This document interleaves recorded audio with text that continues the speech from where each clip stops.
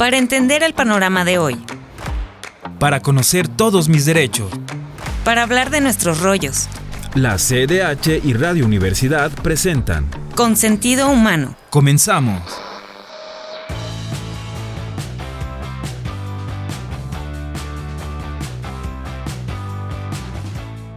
Hola, ¿qué tal? Gracias nuevamente por acompañarnos aquí en Consentido Humano. Mi nombre es Dinora Gutiérrez y este es el programa de la Comisión Estatal de los Derechos Humanos de Chihuahua. Nos da siempre mucho gusto recibirles porque, como cada semana, hablaremos acerca de un tema esencial en los derechos humanos. Y hoy nuestro invitado, pues sin duda, tiene una larga experiencia en esta materia de derechos humanos, y especialmente ha sido un promotor importante en los temas de mediación. Hoy vamos a platicar y nos da mucho gusto recibirle aquí en la cabina de la Comisión Estatal de los Derechos Humanos al maestro Javier González Jaques, quien, como lo he subrayado, tiene una experiencia vasta como académico, como investigador en la función pública en diferentes instituciones, también desde la sociedad civil. Y él es el organizador, el promotor y el fundador de este Congreso de Mediación, Congreso Internacional, que se llevará a cabo en próxima fecha allá en Cuauhtémoc. Bienvenido. Dinora, muchas gracias por la invitación. Es un honor para nosotros estar aquí en la Comisión Estatal de los Derechos Humanos. Y bueno, pues sí, hemos realizado este evento. Ahora se denomina Primer Congreso Nacional de Mediación Tres Culturas. ¿Por qué primero si antes habíamos desarrollado 8 ediciones regionales desde el año 2011? Me voy a remontar a que en el año 2011 una asociación civil de la cual soy presidente, San Antonio Compromiso por Cuauhtémoc AC, decidimos organizar un ciclo de conferencias sobre cultura de paz, un tema que en esos tiempos no era muy tocado dentro del ámbito local. Empezamos a desarrollarlo. A raíz de ello, el año 2012 organizamos un Congreso de Cultura de Paz, 2014 fue evolucionando, en 2017 se integraron otras instituciones públicas y privadas, como fue la Fiscalía, como fue el Instituto de Mediación de México, como fueron las colonias menonitas Manitoba, Eshuincurrem, Ojo de la Yegua, y también miembros de la comunidad rarámuri avecinados ahí en Cuauhtémoc. En 2018 evolucionó a Congreso Regional de Mediación. 2019, 2020 vino el año de la pandemia. El evento estaba programado para que tuviéramos actividad en varios lugares del estado previo a lo que iba a ser el Congreso. Vino la pandemia, tuvimos que realizarlo virtual, pero fue un área de oportunidad porque el Congreso fue visto en otros estados de la República, en países del Cono Sur, y eso fue una gran ventaja. Se internacionalizó el Congreso, diría el doctor Jorge Pesqueira Leal, ha rebasado las fronteras, y bueno, 2023 volvimos a realizar el evento después de la pandemia, y para este 2025, después de un acuerdo tomado en el pleno del Grupo San Antonio Compromiso por Cuauhtémoc AC, decidimos que ya era tiempo que le diéramos esa categoría de nacional, puesto que venían conferencistas nacionales e internacionales al evento, pero también personas del público que acudían a nuestra región, a Cuauhtémoc, para presenciar el Congreso.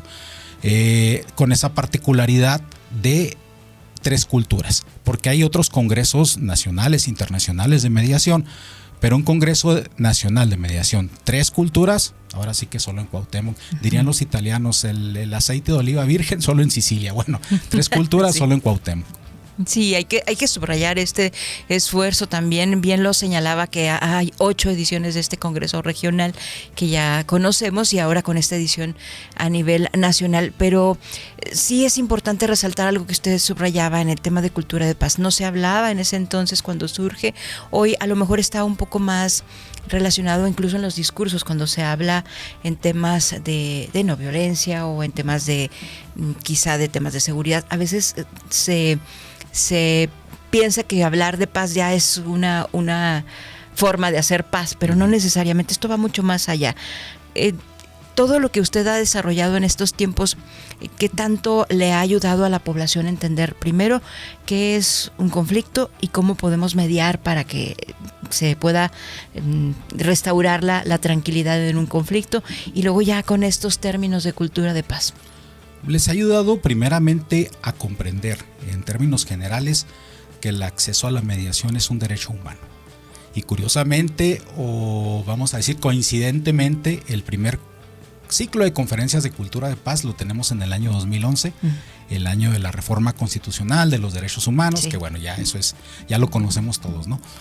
Pero además le da la posibilidad a la ciudadanía de comprender que no es únicamente para resolver conflictos de carácter penal o de carácter civil, sino es para resolver conflictos en el seno familiar, resolver conflictos dentro de la escuela, dentro de los gremios, del gremio de empresarios, del gremio de abogados, de médicos, está la conciliación y el arbitraje médico. Se abre un gran abanico de posibilidades para comprender que no es únicamente cuando voy a una fiscalía, cuando voy a un tribunal, sino desde la cotidianeidad podemos nosotros resolver muchos conflictos. Me da la posibilidad de que está en mis manos resolverlo y no tiene que ser un tercero. Bueno, la mediación, la conciliación hay un tercero, pero me da la posibilidad a mí de yo gestionar mi propio conflicto. Esta parte de hacerse cargo de sí mismo, de sí misma en una situación, sobre todo cuando no hay quizá la misma perspectiva sobre algún asunto, pues requiere algo muy básico que usted mismo ha subrayado en alguna ocasión que le he escuchado, el diálogo. Parte de todo esto de restaurar la paz tiene que ver con el diálogo y no siempre estamos preparadas para dialogar, escuchando a las personas realmente. Son falta de herramientas que tenemos, ¿verdad? Hay autores que dicen que catalogan el conflicto como algo negativo, pero hay otros autores que lo catalogan como algo positivo. Es decir, si yo tengo las herramientas necesarias para gestionar mi conflicto, va a ser un área de oportunidad para crecer como persona, para crecer como grupo. Y eso es lo más importante, creo yo, que las personas puedan tener esa posibilidad. Ahora sí que tienen el sartén por su mango en el conflicto. Y entendiendo que los conflictos, pues la gran mayoría pues es porque no hay comunicación, como lo comentaba usted, o hay una comunicación equivocada entre el emisor y el receptor. Entonces lo que nos ayuda, la mediación, la justicia restaurativa, es entender, comprender qué es lo que verdaderamente quería comunicarme el emisor, o yo como emisor, cómo me puedo comunicar asertivamente. Y es importante la formación desde la edad más temprana, ¿no? También. Es básico. Dentro del Congreso nosotros, si podemos ver los temas, no le estamos apostando que si la justicia cívica, que si la justicia dentro de las fiscalías, no. Temas muy generales. Por ejemplo, si hablamos del perdón, el perdón lo tratamos desde el seno familiar, lo tratamos dentro de la escuela, dentro de la comunidad, y bueno, ahí tenemos en la sociedad que cuando hay una cultura del perdón, vamos a crecer como sociedad. Es bien importante esto que señala usted, porque luego tenemos generaciones contaminadas, dañadas, afectadas por resentimientos históricos. Vemos, por ejemplo, lo que está pasando en Medio Oriente. Tiene siglos, una situación que no se ha podido solucionar. No parece pues haber ni siquiera una intención, pero luego van escalando los conflictos desde el ámbito lo más particular, lo más cercano, como nuestras familias. Hay familias que no se hablan dentro del mismo sistema familiar por años, y situaciones sumamente delicadas que van creciendo, no se van incrementando, incluso ya a nivel comunitario, ¿no? Zonas donde simplemente no se pueden ni ver, hay terrenos a donde no se pisa, ¿no? Es importante la desescalada del conflicto, lo comento, evitar esa escalada del conflicto. Tenemos que regresar a estabilizar el conflicto para poderlo tratar. Y como bien dice, tenemos conflictos históricos que a lo mejor comenzaron con algo tan pequeño, con una falta de comunicación o con una comunicación errónea, por un malentendido que nunca se atendió, y hasta que nos ha llevado, lo comentó ahorita en Medio Oriente, ¿verdad? Y eso pasa también dentro de lo cotidiano. Si tenemos un problema vecinal, dos vecinos que por la música alguien está molesto, no se atiende ese caso, o no se resuelve entre ellos, o no se gestiona de manera adecuada, ese conflicto escala a una amenaza, escala a una lesión. Inclusive hay momentos donde ha escalado hasta un homicidio, un tipo de caso de ellos, que no fue atendido porque era una situación entre vecinos.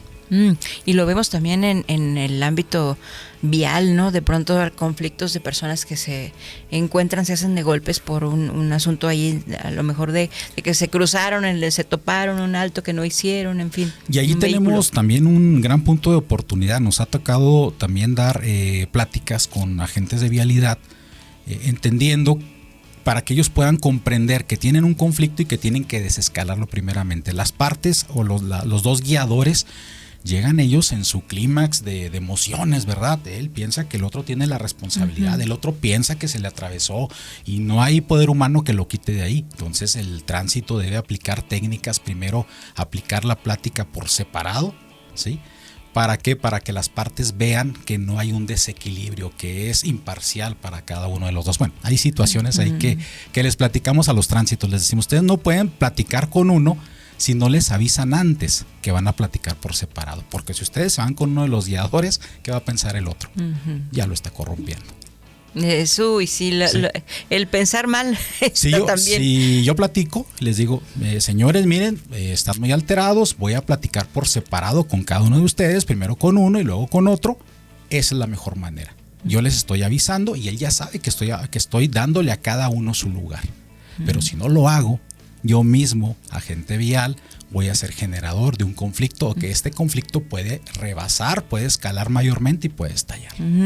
Platíquenos un poco acerca del programa que viene para este primer Congreso Nacional de Mediación. Muchas gracias, Dinora. Pues mire, tenemos primero que nada un precongreso, que son los talleres. Los talleres son más dinámicos, son más intensivos, hablamos de 4 o 5 horas de un taller. Tenemos talleres el día 24 de septiembre, que es un día previo. Son 9 talleres simultáneos en distintas instituciones educativas. Hay 3 talleres en la Universidad Autónoma de Ciudad Juárez, Campus Cuauhtémoc, 3 talleres en la Universidad Regional del Norte, Campus Cuauhtémoc, y 3 talleres en el Centro Cultural Universitario, Campus Cuauhtémoc.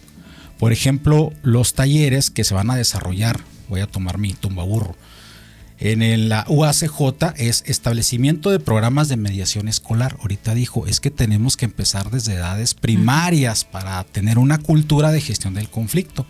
Está a cargo de la doctora Zaira Magallanes Rodríguez de Jalisco. Tendremos aspectos relevantes de la conciliación y el arbitraje médico. Es algo que les comento, no es únicamente para abogados, para psicólogos, para trabajadores sociales, los médicos también tienen que saber de este tipo de temas. Y bueno, es la institución educativa que está siendo sede de ese taller, pues tiene la carrera de medicina, entonces va a ser una herramienta que les va a servir a los alumnos. Tenemos alcances del derecho colaborativo en la resolución de conflictos, por el doctor Héctor Iván Jiménez Esponda de Chiapas. Esto es el derecho colaborativo, es para que los abogados cambien su chip, cambien su perspectiva para resolver sus asuntos, que tengan esa conciencia y no lleguen a los tribunales. O si llegan a los tribunales, poder ser pieza clave para que ese asunto se resuelva a través del diálogo con otros colegas abogados. Dentro de la Universidad Regional del Norte tendremos mediación y negociación empresarial, y esto ha sido muy atractivo para los órganos de empresarios en Cuauhtémoc, a cargo del doctor Rodrigo Moreno González. Él es asesor de políticas públicas en la Cámara de Diputados. Estrategias para lograr sociedades más justas y equitativas, por parte de la maestra Aiko Rendón Carrión de Coahuila. Ella es la encargada de prevención dentro de la Secretaría de Seguridad Pública de Coahuila. Mediación penitenciaria entre pares y convivencia colaborativa en espacios de encierro. Todo lo que se lleva dentro de las prisiones, ese estrés, esos problemas que se generan. Bueno, esto está a cargo del maestro Javier Vidargas Robles. Él es director del Patronato de Reinserción Social del Estado de Sonora y él trabaja dentro de la prisión, dentro de los mismos de las personas privadas de la libertad. Dentro del Centro Cultural Universitario tendremos mediación escolar entre personal educativo y familias. Un tema bien interesante, así me lo propuso el tallerista, muy conocido aquí de la Comisión Estatal de Derechos Humanos, Roberto Carlos Domínguez Cano.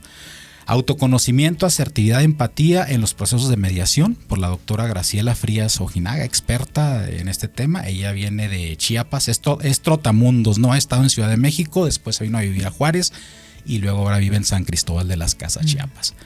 Gestión del conflicto social para una adecuada negociación, por el doctor Héctor Hernández Tirado. Este tipo de talleres, o este último taller, es sobre todo para personas que tienen a su cargo dependencias gubernamentales. Es ideal porque trata el conflicto social para que este conflicto social no escale. Voy a citar un ejemplo. En Cuauhtémoc se estaba desarrollando el corredor comercial. Entonces el gobierno del estado empezó a poner muros de contención en medio del corredor y eso empezó a generar problemas entre las personas, los comerciantes que estaban a los lados del corredor comercial, personas de la comunidad menonita, y generó un problema con el gobierno con el gobierno municipal, con los jefes de la colonia Manitoba, y este tipo de talleres ayudan mucho para aprender a desescalar ese conflicto social y poder atenderlo de una mejor manera. Ya lo que es el programa, el día del Congreso, lo tendremos en el Poliforo Cuauhtémoc. El día 25 de septiembre a las 5 de la tarde es la inauguración, donde vamos a entregar el galardón Embajador por la Paz. Vamos a entregar 7 galardones. Cualquier persona puede promover su candidato. Esto a través de un correo electrónico que es mediacion3culturas@gmail.com. Yo propongo a Dinora por esta situación y bueno, puede ser candidatable para recibir uno de los 7 galardones de Embajador por la Paz. Ese día tendremos una conferencia inaugural, nada más una, que va a ser a cargo del doctor Jorge Pesqueira Leal, del doctor Héctor Hernández Tirado, del doctor Sergio Rafael Facio Guzmán, presidente comisionado del IXITAIP, moderados por Iván Jiménez Esponda. Esta conferencia se llama Importancia de la mediación y los buenos oficios en la resolución de conflictos políticos y sociales. Ya el siguiente día viene la carga fuerte, el día 26. Se van a desarrollar 8 conferencias. ¿Y cómo desarrollamos 8 conferencias en un mismo día? Bueno, pues haciendo conferencias simultáneas de 2 en 2. Eso es lo que vamos a hacer. Por eso se va a desarrollar dentro del Poliforo Cuauhtémoc. Se adaptan 2 lugares para que podamos desarrollar de a 2 conferencias en un horario igual. Por ejemplo, a las 9 de la mañana tendremos impacto de la teología y la justicia restaurativa en la rehabilitación y la reinserción social. A las 9 de la mañana también tenemos fraternidad y solidaridad comunitaria como base del fortalecimiento colectivo. Si se fija, son temas que no son exclusivos de un abogado, de una persona que trabaja en gobierno, son de todos. Y la particularidad de este programa, antes de continuar, es que ya no buscamos segmentar a una conferencia de los menonitas, una conferencia de los rarámuri, no.